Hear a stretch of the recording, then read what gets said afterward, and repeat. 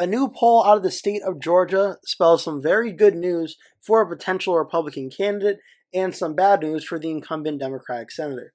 Hello everyone and welcome to today's video. Today I'm going over an article by the Daily Caller which talks about a new poll released for the 2026 Georgia Senate race that shows in one particular matchup, Democratic incumbent Senator Jon Ossoff may be in trouble at losing re-election in 2026.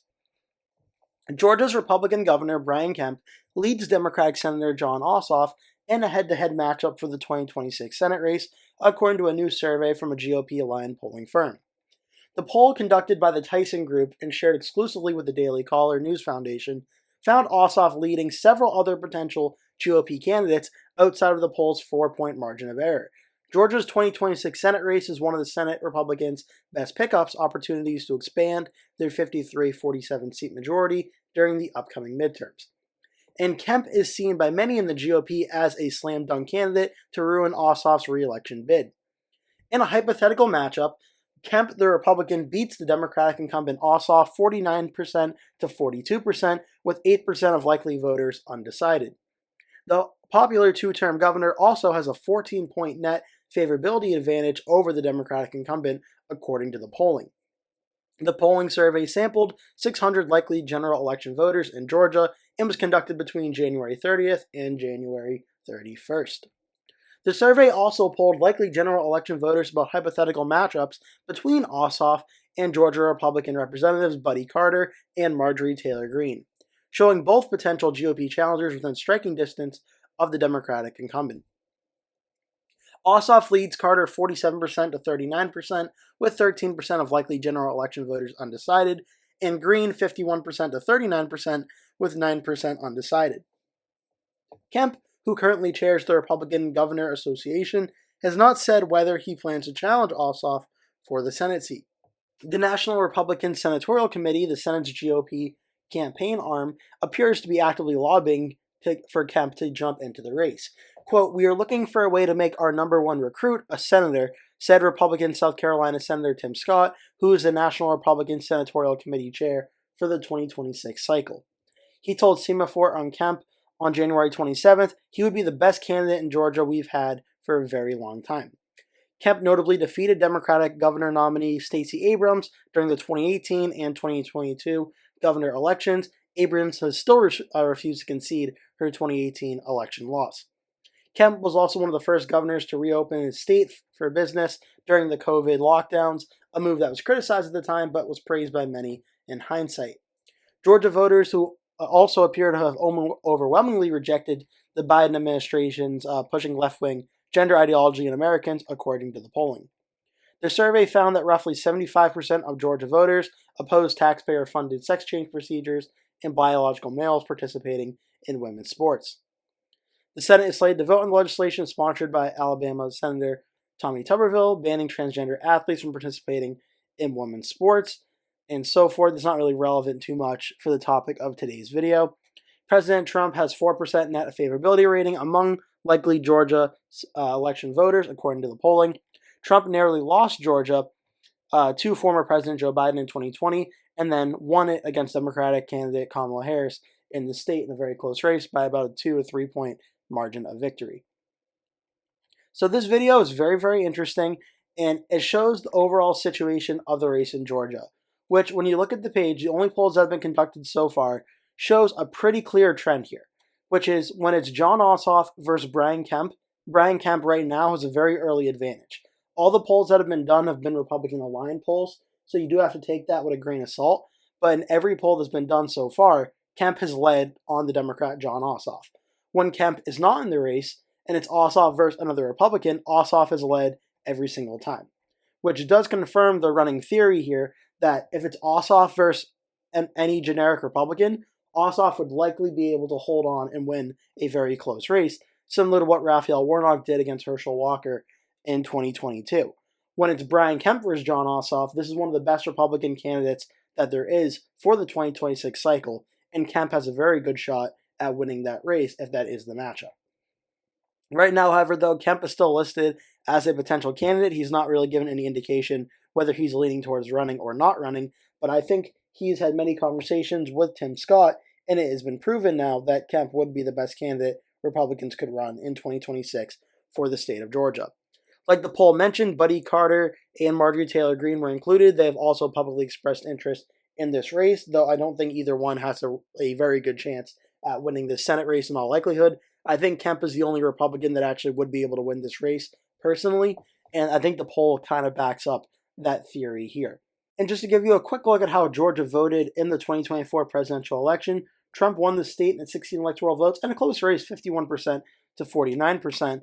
Lots of the areas throughout the middle part of Georgia are smaller Republican areas. Those votes do add up, those few thousands, tens of thousands of votes. The main area to watch in Georgia is Atlanta and the surrounding counties around Atlanta. This is where a lot of the people in the state live. Both the surrounding suburban areas where a lot of Democratic votes are, and some of these counties just north of it are where a lot of Republican votes are, like Cherokee and Forsyth and Hall. These areas have a lot of Republican votes. But Atlanta, Fulton County, 72-27 for Harris over Trump. Cobb County is a very fast-growing area as well, 57-42. Gwinnett County, 58-41, another fast-growing area. Harris got a lot of votes there. Same thing with DeKalb County, Rockdale County, Henry County, Clayton County, Douglas. These are the areas to keep an eye out for. And I believe when you look at this shift from 2020, these areas, Fulton County itself actually swung 1.5 points Republican, but Paulding went 4.9 to the Democrats, Douglas 6.3, Fayette went 3.6 to the Democrats, Henry went 9.2 for the Democrats, and Rockdale went 6.7. DeKalb went 2.6 for the Republicans. That's good news, but that's why there's a little still, even though Trump was able to win the state of Georgia in 2024, there is still a little bit of pessimism on the Republican side because the surrounding Atlanta area did trend a little bit more Democratic in 2024, which could be a concern for future elections like 2026, but we'll have to wait and see how that unfolds in the years to come. Looking at the 2026 Senate map, and right now the Democrats have about 45 Senate seats. You could argue that New Hampshire is lean Democrat, maybe in toss-up, but that'll come in a few days. Republicans have about 52, with 3 states listed as toss-up right now. Georgia is one of those seats. Remember, Democrat Jon Ossoff currently holds the seat. If Brian Kemp were to run and win it, that would be a Republican flip, and that would give the Republicans an extra seat. Right now, I think a Georgia election, this is some of the scenarios it would go. If it's Kemp versus Ossoff, I think Kemp is able to win this race by under 5%, but more than 1%, which would put it as lean Republican. I think Kemp would probably win it somewhere around 2.5% to 3%. I don't think any way is this race going to be like a walk in the park for the Republicans, even if they do win it with Brian Kemp versus Jon Ossoff. This is going to be a very, very close race. Ossoff won a very close race against David Perdue back in 2020. He's probably one of the best formidable Democrats in the state of Georgia, and it will be a tough fight. But I do think Brian Kemp would be able to hold on and narrowly win a close election. If it's another Republican, like let's just say a generic Republican, I think Jon Ossoff holds on to the race, probably by a lean Democratic margin, 1% to 5% once again. I'm not really too confident in the Republicans' chances for any Republican outside of Brian Kemp in this race. You're going up against a Democratic incumbent senator. Incumbents typically have a hard time losing.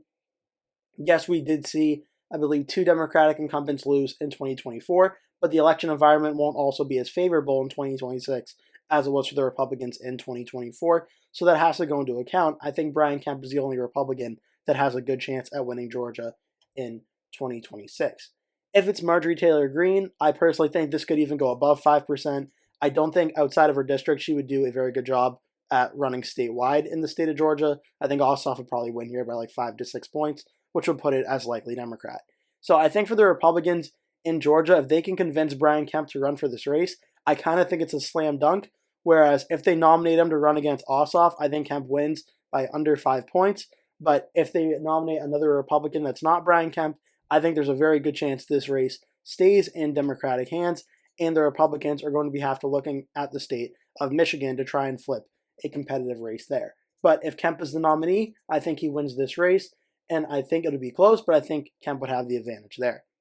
So that's where this poll stands right now. I thought this was interesting, and Kemp, whether or not he runs for this race, is something that a lot of people have to be keeping an eye on because that could have huge ramifications for the Senate control in 2026. that will do it for today's video. Thank you so much for watching. If you enjoyed the video, please remember to give it a like. And if you really liked it, please remember to click the subscribe button. And make sure you turn post notifications on so you always get notified when I post a new video. That way you never miss one.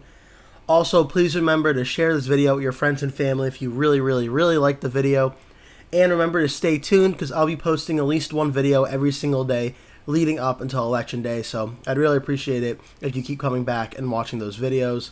Thank you so much for watching, and I hope to see you in a future video.